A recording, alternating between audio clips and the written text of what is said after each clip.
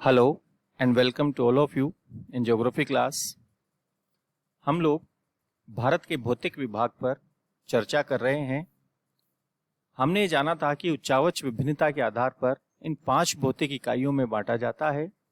उत्तरी पर्वतीय प्रदेश या हिमालय, उत्तरी मैदान या सतलज गंगा ब्रह्मपुत्र का मैदान, प्रायद्वीपीय पठार, पश्चिमी और पूर्वी तटीय मैदान और द्वीप समूह। इनमें से हमने उत्तरी पर्वतीय प्रदेश और उत्तरी मैदान या सतलज गंगा ब्रह्मपुत्र मैदान के बारे में जानकारी प्राप्त की है। आज हम चर्चा करते हैं प्रायद्वीपीय पठार पर कि ये प्रायद्वीपीय पठार क्या है, इसके कौन कौन से उप विभाग हैं और इनका विस्तार क्या है और इनकी विशेषताएं क्या क्या हैं। आज हम इस पर विस्तार से चर्चा करते हैं।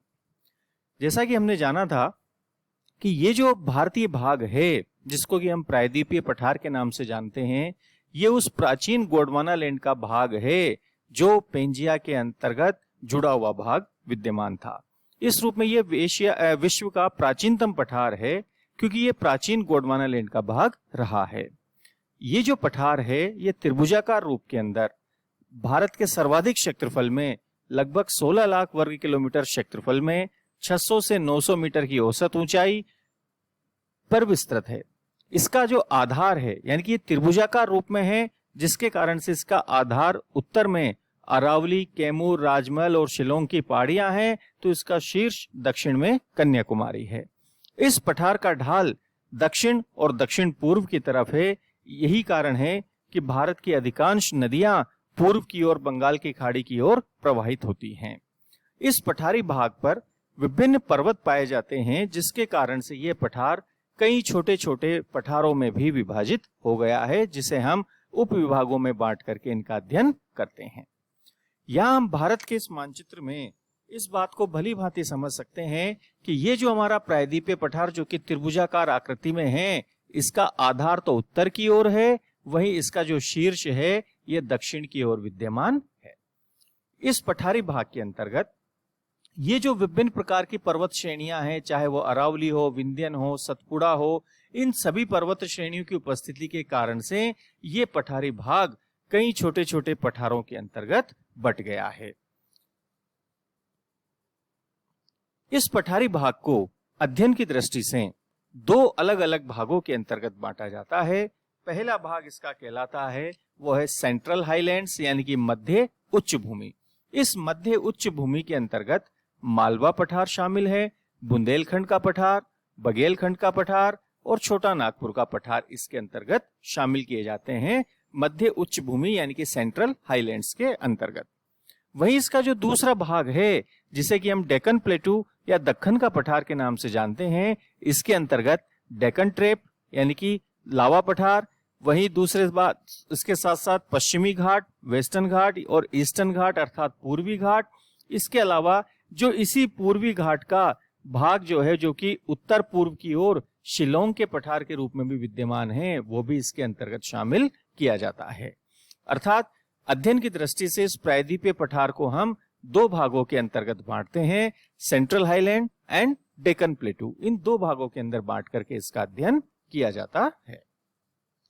अब हम इस भारत के मानचित्र के अंदर इस प्रायद्वीपीय पठार के ये जो विभिन्न छोटे छोटे उप पठारी भाग हैं, इनके बारे में हमने जानने का प्रयास किया है, जिसमें यदि हम देख सकते हैं कि ये जो भारत का उत्तरी भाग है जिसको कि हम सेंट्रल हाईलैंड के रूप में जान रहे हैं, यहाँ पर ये मालवा का पठार है।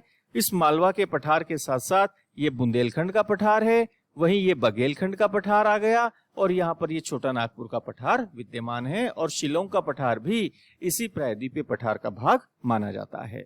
इसी प्रकार दक्षिण में दक्कन का पठार, कर्नाटक का पठार और तेलंगाना का पठार इसी प्रायद्वीपीय पठारी भाग के विभिन्न उपविभागों के रूप में जाने जाते हैं। अर्थात हम ये देख सकते हैं कि इस पठारी भाग पर विभिन्न पर्वतों की उपस्थिति के कारण से ये कई छोटे छोटे पठारी भागों के अंतर्गत विभाजित हो गया है, जिसे हमने अध्ययन की दृष्टि से इन विभिन्न भागों में बांटा हुआ है। अब हम सामान्य फीचर्स के बारे में बात करते हैं और उन सभी जो भी उप विभाग हैं उनके बारे में हम थोड़ी सामान्य जानकारी प्राप्त करते हैं, जिसमें सबसे पहले हम बात करते हैं डेक्कन प्लेटू के बारे में। डेक्कन प्लेटू जो है ये ताप्ती नदी के दक्षिण में लगभग 5 लाख वर्ग किलोमीटर क्षेत्रफल पर विस्तृत है जिसका की ढाल पश्चिम से पूर्व की ओर है। इसका निर्माण क्रिटेशियस युग के अंदर दरारी उद्गार वाले ज्वालामुखी से निकले लावा के जमाव से हुआ है और इस पठारी भाग को दो उप विभागों के अंतर्गत बांटा जाता है, तेलंगाना पठार और कर्नाटक पठार। तेलंगाना पठार में रायलसीमा पठार के रूप में भी इसे जाना जाता है और वहीं कर्नाटक के पठार में मालनाड और मैदान दो भाग शामिल हैं। कर्नाटक पठार में जो पर्वतीय क्षेत्र है उसे मालनाड के नाम से जाना जाता है। दूसरा भाग आता है जिसे हम कहते हैं मेघालय पठार। इस मेघालय पठार जो है ये प्रायद्वीपीय पठार का ही भाग है जो कि राजमहल और गारो गेप अर्थात राजमहल पहाड़ी और गारो पहाड़ियों के बीच में जो गंगा नदी के द्वारा इस काट करके जो डेल्टाई भाग का निर्माण किया गया है उसके कारण से ये इससे अलग हो गया, मुख्य पठार से अलग हो गया है। लेकिन ये इस मेघालय पठार जो है ये इसी प्रायद्वीपीय पठार का ही भाग माना जाता है। तीसरा आता है छोटा नागपुर का पठार।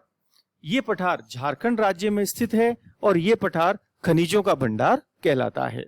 इस पठार पर कई श्रेणियां स्थित हैं जिनकी गहरी घाटियों में नदियां प्रवाहित होती हैं और ये पठार गोंडवाना काल के भारी निक्षेप यानी कि खनिज निक्षेप रखता है। इसी कारण यहाँ पर प्रचुर मात्रा में खनिज पाए जाते हैं।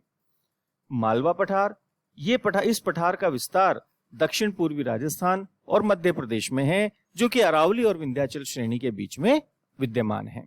इस पठार पर चंबल नदी ने विस्तृत बीहड़ों का निर्माण किया गया है और इस पठारी भाग पर भी काली मिट्टी का विस्तार मिलता है। बुंदेलखंड का पठार, ये मालवा पठार का उत्तरी और उत्तर पूर्वी जो भाग है उसे बुंदेलखंड पठार के नाम से जाना जाता है जो कि प्राचीनतम बुंदेलखंड नीज से निर्मित है। इस पठार पर भी चंबल और यमुना नदियों ने बड़े बड़े बीहड़ों का निर्माण किया है। बघेलखंड का पठार, विंध्यन श्रेणी के भी पूर्व में ये पठार जो स्थित है जिसे कि बघेलखंड का पठार कहा जाता है, ये पठारी भाग मध्य प्रदेश और छत्तीसगढ़ की सीमा पर स्थित है। अगला उपविभाग इसका आता है दंडकारण्य पठार। यह छत्तीसगढ़ उड़ीसा की सीमा पर स्थित है जो कि अत्यंत उबड़ खाबड़ है। अरावली पहाड़ी, ये भी इस प्रायद्वीपीय पठार का ही एक भाग है। ये विश्व की प्राचीनतम वलित पर्वतमाला है जो कि अभी वर्तमान में अवशिष्ट के रूप में विद्यमान है। ये पर्वतमाला 692 किलोमीटर की लंबाई में गुजरात में खेड़ ब्रह्मा से लेकर के दिल्ली तक विद्यमान है। इस पहाड़ी भाग की औसत ऊंचाई 300 से 900 मीटर है और इसका सर्वोच्च शिखर गुरु शिखर है जो कि हिमालय और दक्षिण में अन्नामलाई की पहाड़ियों पर स्थित अनाईमुडी शिखर और दोदा बेटा के बीच में सर्वाधिक ऊंचा शिखर है। अगला भाग आता है जिसे हम कहते हैं विंध्याचल पहाड़ी। इस पहाड़ी भाग का विस्तार 1200 किलोमीटर की लंबाई में 750 से 1000 मीटर की औसत ऊंचाई में विस्तृत है जो कि गुजरात से शुरू होकर के गंगा घाटी के मध्य बिहार में सासाराम तक इसका विस्तार पाया जाता है।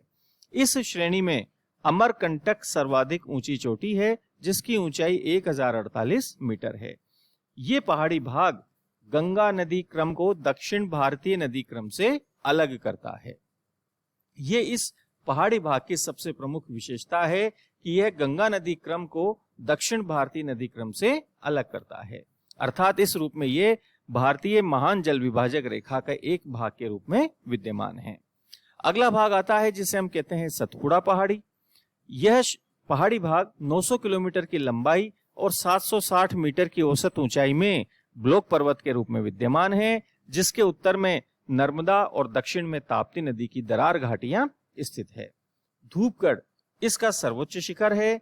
ये महादेव और मैकाल पहाड़ियों के रूप में विस्तृत है और महादेव पहाड़ियों में पचमढ़ी यहाँ का एक प्रमुख पर्यटन स्थल माना जाता है।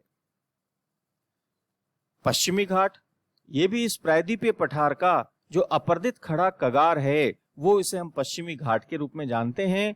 ये वास्तविक पर्वत श्रेणी नहीं है बल्कि प्रायद्वीपीय पठार का जो अंतिम छोर है पश्चिम की ओर वो खड़े कगार के रूप में है जिसे हम पश्चिमी घाट के रूप में जानते हैं जो कि ताप्ती नदी के मुहाने से लेकर कर कन्याकुमारी तक 1600 किलोमीटर की लंबाई में विस्तृत है।